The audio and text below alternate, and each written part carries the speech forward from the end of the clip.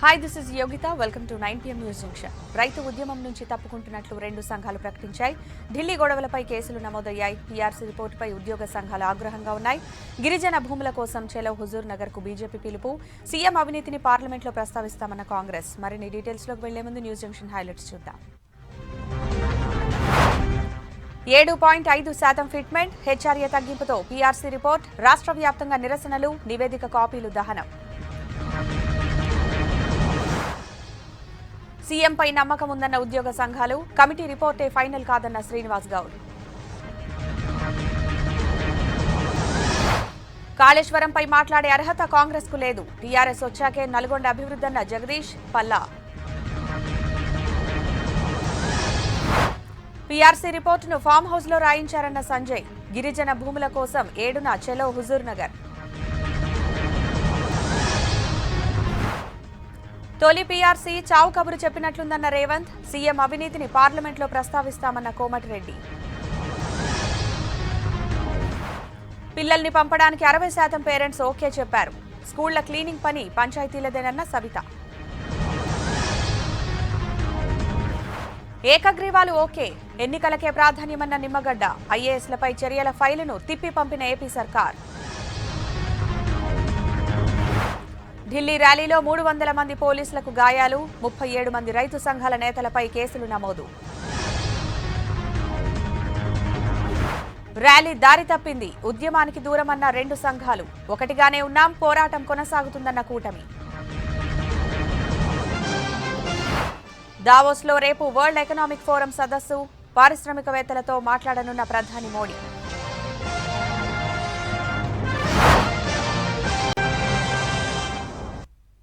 తెలంగాణ తొలి pay revision commission report విడుదలైంది. ఉద్యోగులకు బేసిక్ పే మీద 7.5% ఫిట్మెంట్ ఇవ్వాలని కమిషన్ సిఫారసు చేసింది. అయితే ఈ ప్రపోజల్ను ఉద్యోగ సంఘాలు తీవ్రంగా వ్యతిరేకిస్తున్నాయి. రాష్ట్ర వ్యాప్తంగా రిపోర్టు కాపీలను దహనం చేశారు ఉద్యోగులు. పే రివిజన్ కమిషన్పై ఏర్పాటైన బిశ్వాల్ కమిటీ తన రిపోర్టును రాష్ట్ర ప్రభుత్వానికి అందించింది. ఉద్యోగుల బేసిక్ వేతనంపై 7.5% ఫిట్మెంట్ ఇవ్వాలని రికమెండ్ చేసింది Biswal committee. Employee retirement age ను 58 నుంచి 60కి పెంచాలని సిఫార్సు చేసింది. సర్కారు ఉద్యోగి కనీస వేతనం 19,000 రూపాయలకు పెంచాలని కోరింది. గరిష్ట వేతనం 1,62,070 రూపాయలుగా నిర్ణయించింది. హైదరాబాద్ లో హెచ్ఆర్ఏ స్లాబ్ రేటును 30% నుంచి 24%కి తగ్గించింది. ప్రాంతాలను బట్టి 11, 13, 17, 24% హెచ్ఆర్ఏ స్లాబ్ రేట్లను అమలు చేయాలని పీఆర్సీ కమిటీ కోరింది. గ్రాట్యుటీ పరిమితిని 12 లక్షల రూపాయల నుంచి 16 లక్షలకు పెంచింది పీఆర్సీ కమిటీ. శిశు సంరక్షణ సెలవులను 90 నుంచి 120 రోజులకు పెంచాలని సిఫార్సు చేసింది. 2018 జూలై 1 నుంచి వేతన సవరణ అమలు చేయాలని ప్రభుత్వాన్ని కోరింది కమిషన్. 7.5% ఫిట్మెంట్తో పీఆర్సీ ప్రపోజల్స్ పై గెజిటెడ్, నాన్ గెజిటెడ్ ఉద్యోగ సంఘాలు, పెన్షనర్లు భగ్గుమన్నారు.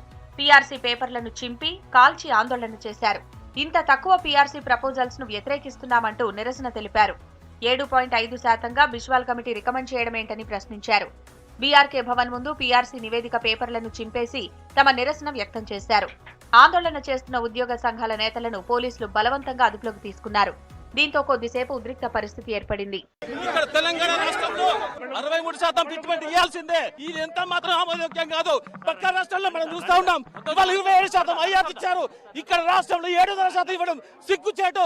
ఇంత దారుణంగా అమలు చేయడం మా అందరికీ కూడా చాలా నష్టం అండి. ఉద్యోగులందరూ కూడా దీన్ని విమర్శిస్తున్నారు. ప్రతి చోట్ల అందరూ కూడా ఈ జీవోలను తగలబెట్టాలని మేము అందరం కూడా నినదిస్తున్నాం.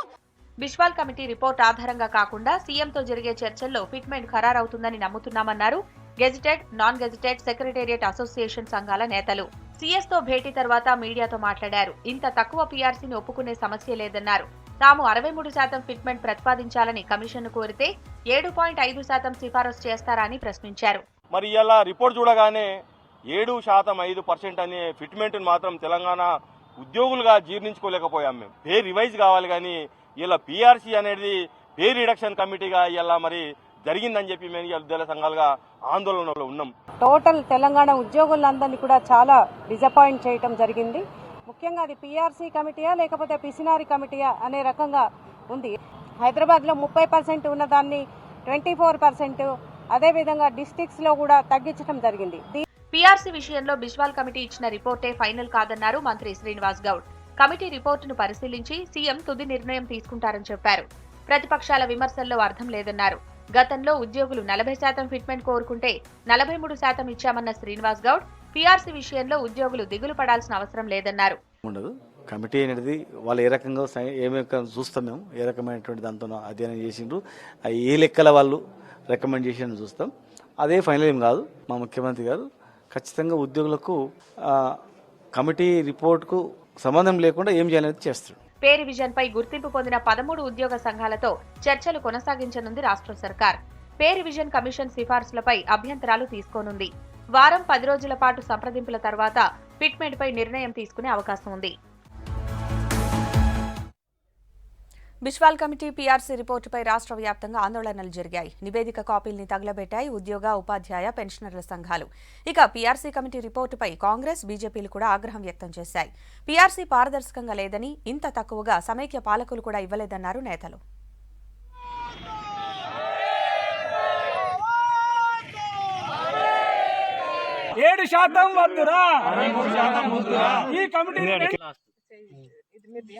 పీఆర్సీ కమిటీ నివేదికపై ఉద్యోగ, ఉపాధ్యాయ, పెన్షనర్ల సంఘాలు ఆగ్రహం వ్యక్తం చేశాయి. రిపోర్టును వ్యతిరేకిస్తూ రాష్ట్ర వ్యాప్తంగా ఆందోళనలు చేశారు. బిశ్వాల్ కమిటీ రిపోర్టు ప్రతులను తగలబెట్టారు. ఎట్టి పరిస్థితుల్లో 7.5% పీఆర్సీని అంగీకరించబోమన్నారు. గతం కంటే ఎక్కువ పీఆర్సీ ఇవ్వాల్సిందేనని డిమాండ్ చేశారు.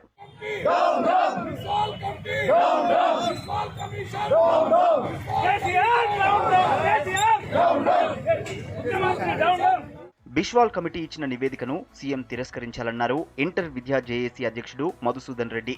ముఖ్యమంత్రి కేసీఆర్ వెంటనే ఉద్యోగ సంఘాలతో సమావేశం నిర్వహించాలన్నారు. పీఆర్సీ నివేదికను నిరసిస్తూ నాంపల్లి ఇంటర్మీడియట్ ఆఫీసులో నిరసన తెలిపారు. 47.5% ఫిట్మెంట్తో పీఆర్సీ ప్రకటించాలని డిమాండ్ చేశారు మధుసూదన్ రెడ్డి. ఏదో కిందమే చేసి అమలు పరిచేటటువంటి ప్రయత్నం కనుక రాష్ట్ర ప్రభుత్వం చేస్తే రాష్ట్ర ప్రభుత్వానికి ఉద్యోగ, ఉపాధ్యాయ, కార్మికులు శాశ్వతంగా దూరం అవుతారు. ఈ రాష్ట్రానికి ఉద్యోగులకు ఉన్నటువంటి సంబంధాలను పూర్తిగా తుంచేటటువంటి పీఆర్సీ. రాష్ట్ర ప్రభుత్వం ప్రకటించిన తక్కువ పీఆర్సీని వెంటనే వెనక్కి తీసుకోవాలని తెలంగాణ ప్రభుత్వ పెన్షనర్స్ జేఏసీ వనస్థలిపురంలో ఆందోళన చేసింది. కొత్త పీఆర్సీ రిపోర్టును జేఏసీ నేతలు తగలబెట్టారు. 70 ఏళ్లు పూర్తి చేసుకున్న వారికి 15% క్వాంటమ్ ఆఫ్ పెన్షన్ ఇవ్వాలని 10వ పీఆర్సీ ప్రకటిస్తే రాష్ట్ర ప్రభుత్వం నిరాకరించడం దారుణమన్నారు జేఏసీ చైర్మన్ లక్ష్మయ్య. పీఆర్సీలో వస్తుంది, ఫిట్మెంట్ వస్తుందని మేమనుకుంటే ఇవాళ చూసేసరికి 7.5 అంటే సిగ్గుచేటుగా ఉందని చెప్పేసి ప్రభుత్వాన్ని మేము ఇది చేస్తున్నాం, నిందిస్తూ. మరి ముఖ్యంగా 43% లాస్ట్ టైం ఏదైతే ఇచ్చిందో దాని ప్రకారంగా మళ్ళీ కంటిన్యూ చేయాల్సిన అవసరం ఉందని చెప్పి తెలియజేసుకుంటూ ముఖ్యమంత్రి గారు ఈ పీఆర్సీని విత్డ్రా చేసుకొని మళ్ళీ ఫ్రెష్గా ఇవ్వాల్సిన అవసరం ఎంతైనా ఉంది.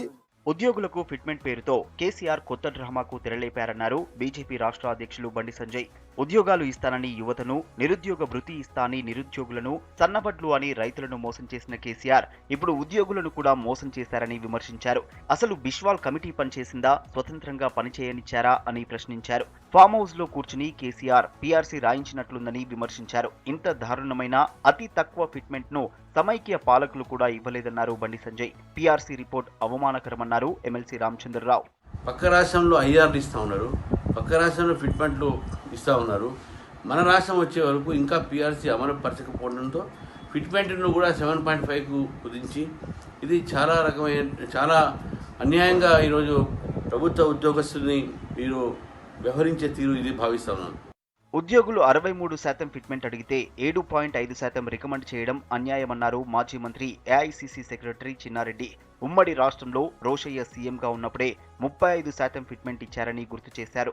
ఇప్పుడు 11th పీఆర్సీ చాలా అధ్వానంగా 7.5% మాత్రమే వాళ్ళు ఫిట్మెంట్ ఇచ్చినారు. ఉద్యోగస్తులందరూ 63% ఉంటుందేమనేటువంటి ఆశపడ్డారు. అందరూ కూడా ఇవ్వాలనేటువంటి మాట కూడా వారు చెప్పడం జరిగింది. ముఖ్యమంత్రి గారికి ఏం నివేదిస్తారు, ముఖ్యమంత్రి గారు ఏమి నిర్ణయం తీసుకుంటారు అని ఈ ఉద్యోగ, ఉపాధ్యాయ సంఘాలు ఎదురు చూస్తూ ఉన్నాయి. పీఆర్సీపై ప్రభుత్వం పునరాలోచించాలంటున్నాయి ఉద్యోగ, ఉపాధ్యాయ సంఘాలు. ఉద్యోగులకు ఇంత తక్కువ పీఆర్సీ ఇవ్వడం దారుణమన్నారు పార్టీల నేతలు. కేసీఆర్ ప్రజా సమస్యలను గాలికొదిలేసి ఆర్భాటాలకు పోతున్నారని మండిపడ్డారు బీజేపీ నేతలు. ఆస్తులు పెంచుకుంటూ రాష్ట్రాన్ని అప్పులపాలు చేస్తున్నారని విమర్శించారు. రాష్ట్రంలో టీఆర్ఎస్ ను ఢీకొట్టే దమ్ము బీజేపీకే ఉందన్నారు నేతలు. గిరిజన భరోసా యాత్రలో భాగంగా వచ్చే 7న చలో హుజూర్ నగర్ కు పిలుపునిచ్చింది బీజేపీ.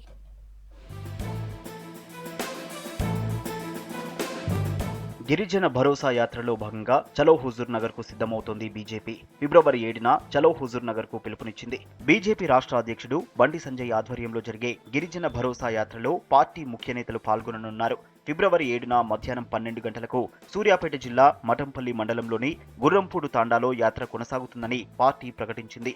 ఏళ్లుగా గిరిజనులు సాగు చేసుకుంటోన్న భూమిని టీఆర్ఎస్, కాంగ్రెస్ నేతలు ఆక్రమించారని ఆరోపించారు బండి సంజయ్. కబ్జాలతో ఆగకుండా గిరిజనులపై దాడులు చేస్తూ బెదిరిస్తున్నారని మండిపడ్డారు. టీఆర్ఎస్, కాంగ్రెస్ నాయకుల అరాచకాన్ని ఖండిస్తూ గిరిజనుల్లో భరోసా నింపడానికే యాత్ర చేపడుతున్నట్లు ప్రకటించింది బీజేపీ. రాష్ట్రాన్ని అప్పులపాలు చేస్తూ కేసీఆర్ తన కుటుంబ ఆస్తులు పెంచుకుంటున్నారని విమర్శించారు బీజేపీ కోర్ కమిటీ సభ్యులు వివేక్ వెంకటస్వామి. కేసీఆర్ను దించే పార్టీ బీజేపీ ఒక్కటేనని జనం భావిస్తున్నారన్నారు. వరంగల్ మున్సిపల్స్ లో బీజేపీకి మంచి ఫలితాలు వస్తాయన్నారు వివేక్. వరంగల్లో బీజేపీ అర్బన్ జిల్లా కార్యవర్గ సమావేశంలో మాట్లాడారు. రాష్ట్రమేమో అప్పుల రాష్ట్రం అయిపోయింది.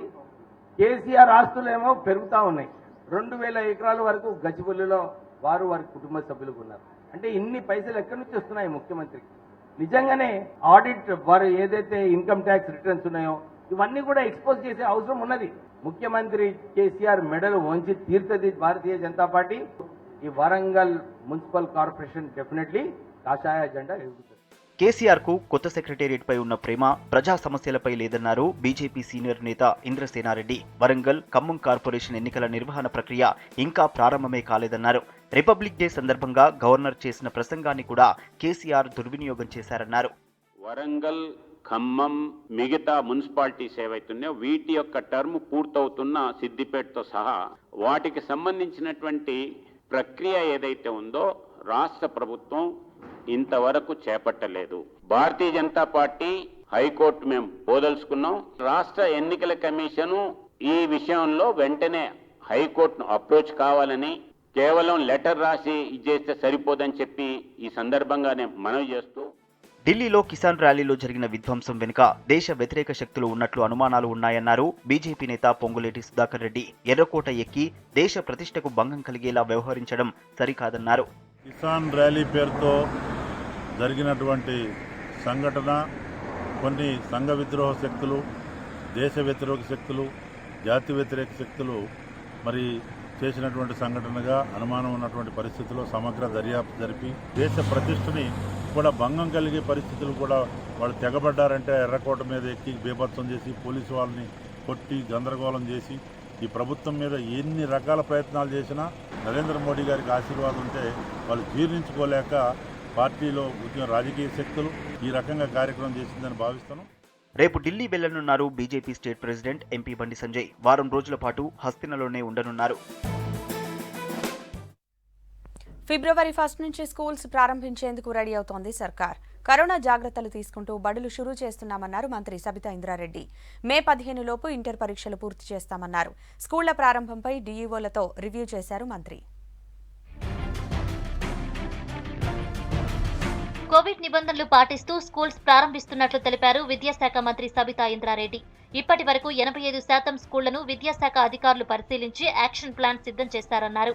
ఎంసీఆర్ హెచ్ఆర్డీలో అన్ని జిల్లాల డీఈఓలతో సమీక్షా సమావేశం నిర్వహించారు మంత్రి సబితా ఇంద్రారెడ్డి. స్కూళ్లలో మధ్యాహ్న భోజన పథకం అమలు, కరోనా జాగ్రత్తలపై డీఈఓలకు ఆదేశాలిచ్చారు.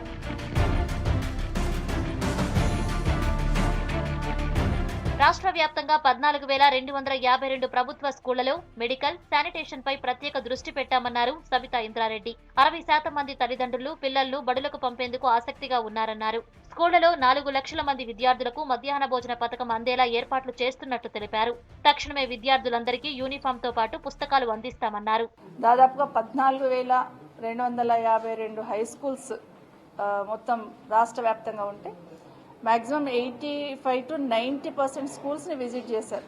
గతంలోనే మనం మొదలుపెట్టిన టెక్స్ట్ బుక్స్లో 68 కోట్లకు సంబంధించిన డబ్బులతో 26 లక్షల మందికి టెక్స్ట్ బుక్స్ ఇప్పటికే అందించడం జరిగింది. తర్వాత యూనిఫామ్స్ కూడా 155 కోట్లకు సంబంధించిన యూనిఫామ్స్ 23 లక్షల మంది పిల్లలకి ఇప్పటికే అందించడం జరిగింది. మే 15 లోపు ఇంటర్ ఎగ్జామ్స్ పూర్తి చేసి 17 నుంచి 10th క్లాస్ పరీక్షలు నిర్వహిస్తామన్నారు మంత్రి. స్కూళ్లు, హాస్టల్లో కరోనా స్ప్రెడ్ కాకుండా జాగ్రత్తలు తీసుకుంటామన్నారు. ప్రభుత్వ స్కూళ్లలో శానిటేషన్ బాధ్యత స్థానిక సంస్థలు చూసుకుంటాయని తెలిపారు మంత్రి. శానిటేషన్ ప్లాన్ అనేది చేసుకోమని చెప్పినాం, దాన్ని కూడా చేసుకోవడం జరిగింది. 9th, 10th కాకుండా అప్పర్ క్లాసెస్ అన్ని కూడా, అబోవ్ క్లాసెస్ అన్ని కూడా స్టార్ట్ చేయబోతా ఉన్నాం. 10th క్లాస్ సంబంధించి May 17th నుండి ఎగ్జామ్స్ కండక్ట్ చేయబోతా ఉన్నాం కాబట్టి ఇంటర్మీడియట్ కూడా అకాడమిక్ క్యాలెండర్ ఇవ్వడం జరిగింది. దాన్ని ఫాలో అవుతూ బిఫోర్ May 15th కన్నా ముందు ఇంటర్మీడియట్ ఎగ్జామ్స్ కంప్లీట్ కావాలనే దాన్ని ప్లాన్ చేసుకోవడం జరిగింది. డీఈఓలతో రివ్యూ మీటింగ్ సందర్భంగా సేవ్ చిల్డ్రన్ ఆర్గనైజేషన్ రూపొందించిన మొబైల్ వ్యాన్ ను ప్రారంభించారు విద్యాశాఖ మంత్రి సబితా ఇంద్రారెడ్డి.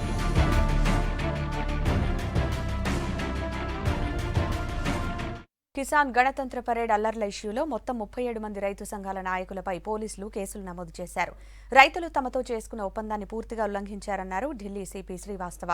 ఎర్రకోటలో విధ్వంసం జరిగిన ప్రాంతాన్ని పోలీస్ టీం పరిశీలించింది. అటు సరిహద్దులో ఉన్న రైతులను ఖాళీ చేయించేలా ఆదేశాలివ్వాలంటూ ఢిల్లీ హైకోర్టులో పిటిషన్ దాఖలైంది.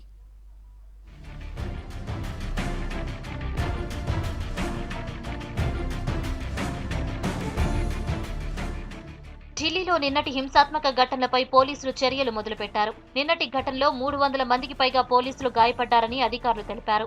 నార్త్ ఢిల్లీలో 121 మంది, ఔటర్ ఢిల్లీలో 78 మంది, ఈస్ట్లో 34 మంది, ద్వారకా ఏరియాలో 32 మంది, వెస్ట్ ఢిల్లీలో 27 మంది, ఔటర్ నార్త్లో 12 మంది, షాదారా ఏరియాలో 5, సౌత్లో 4 పోలీసులు గాయపడ్డారు.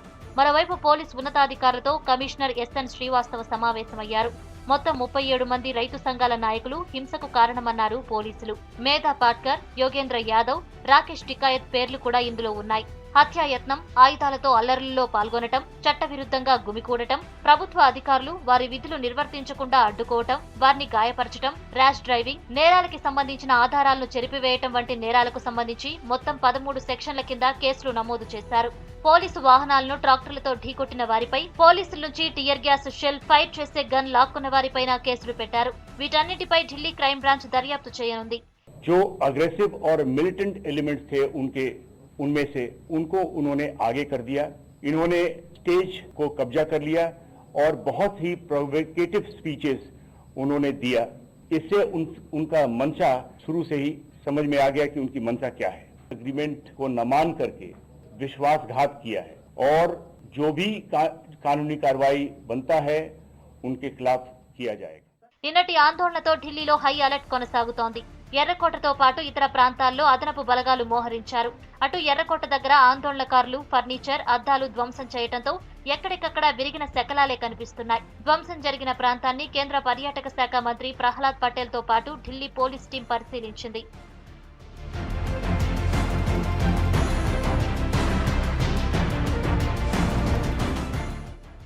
నిన్నటి దాడిలో గాయపడిన పోలీసు అధికారులు, కానిస్టేబుళ్లు ఢిల్లీలోని పలు హాస్పిటల్స్ లో ట్రీట్మెంట్ పొందుతున్నారు. ఒక్కసారిగా ఆయుధాలతో గుంపు తన వైపు దూసుకొచ్చిందన్నారు పోలీసులు. ఇక ఎర్రకోట దగ్గర కత్తులు, కర్రలు, ట్రాక్టర్లతో తమపైకి దూసుకొచ్చారని, తమకు మరో మార్గం లేక పైనుంచి దూకేశామని చెప్పారు. किसान है ये जो सरदार थे, तलवार पत्थरबाजी करने लगे, हमारी तरफ दौड़े आए. हम अपनी जान बचाने के लिए वहाँ से कूदने लगे ग्रिल से. वो ग्रिल है कि टूट गई. करे थे सब पुलिस वाले वहीं थे. ये नहीं कि सिर्फ हमें टारगेट किया, सब पुलिस वालों के ऊपर मारा सर. सब भाग रहे थे. फिर हम भी उनकी जहाँ पुलिस वाले जा रहे थे हम भी उनके पीछे पीछे जा रहे थे. ఇక అల్లర్లకు సంబంధించి ఢిల్లీ హైకోర్టులో పిటిషన్ దాఖలైంది. రైతు ఉద్యమ పేరుతో ఢిల్లీ సరిహద్దుల్లో రోడ్లపై, పబ్లిక్ ప్లేసుల్లో ఉన్నవారిని తొలగించేలా ఆదేశాలు ఇవ్వాలని కోరారు. హింసను ఆపలేకపోయినా పోలీస్ కమిషనర్ ను తొలగించాలని, ఇతర పోలీస్ అధికారులపై చర్యలు తీసుకోవాలని కోరారు. ఢిల్లీలో హింసపై జాతీయ బాలల హక్కుల సంఘం స్పందించింది. రిపబ్లిక్ డే పెరేడ్ కు హాజరైన చిన్నారులు అల్లర్లతో భయపడ్డారని, నిందితులపై కఠిన చర్యలు తీసుకోవాలని పోలీసులను ఆదేశించింది.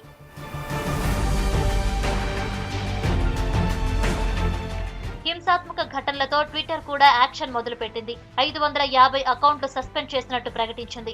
రెచ్చగొట్టే విధంగా స్పీచ్లు, వీడియోలు, కమెంట్లు పెట్టిన అకౌంట్లు క్లోజ్ చేసినట్టు చెప్పింది. ఉద్రిక్తతలు ఏర్పడతాయని తాము ముందే ఊహించి అలర్ట్ గా ఉన్నామని ట్విట్టర్ ప్రతినిధులు చెప్పారు.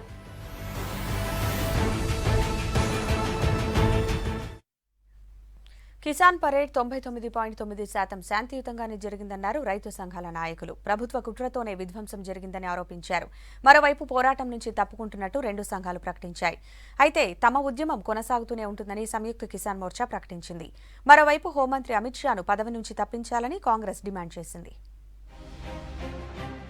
కిసాన్ రిపబ్లిక్ పరేడ్లో హింసాత్మక ఘటనలతో రైతు సంఘాల్లో చీలిక వచ్చింది. ఇతరుల నేతృత్వంలో తాము పనిచేయబోమని ఉద్యమం నుంచి తప్పుకుంటున్నట్టు All India Kisan Sangharsh coordination committee, Bharatiya Kisan union Bhanu ప్రకటించాయి. ఆందోళనకు నాయకత్వం వహిస్తున్న వారి ఉద్దేశం వేరుగా ఉందన్నారు All India Kisan Sangharsh coordination committee నాయకుడు విఎం సింగ్. జాతీయ పతాకాన్ని అగౌరవపరిచారని ఆరోపించారు. మద్దతు ధరపై చట్టం చేయాలని తాము 20 ఏళ్లుగా పోరాడుతున్నామని, వీళ్లంతా కొత్తగా వచ్చి ఉద్యమాన్ని తప్పుదారి పట్టిస్తున్నారని విఎం సింగ్ ఆరోపించారు.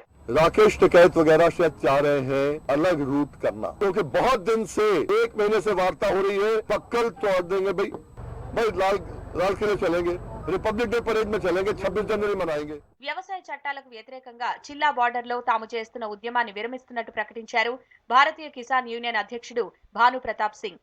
దేశ గౌరవానికి భంగం కలిగించేలా కొందరు వ్యవహరించారని ఆగ్రహం వ్యక్తం చేశారు. ప్రతాప్ సింగ్ ప్రకటన వచ్చిన వెంటనే చిల్లా సరిహద్దులో కొందరు రైతులు తమ టెంట్లు తొలగించి అంతా సర్దుకొని అక్కడి నుంచి వెళ్లిపోయారు. ఉద్యమాన్ని వదిలి వెళుతున్న వారికి వ్యతిరేకంగా ఘాజీపూర్ బార్డర్లో భారీ ర్యాలీ, సభ నిర్వహించారు రైతులు. ఎంతమంది వెళ్లిపోయినా తమ ఉద్యమం ఆగదన్నారు. చట్టాలు రద్దు చేసే వరకు సరిహద్దు వదిలి వెళ్లేది లేదని తేల్చి చెప్పారు.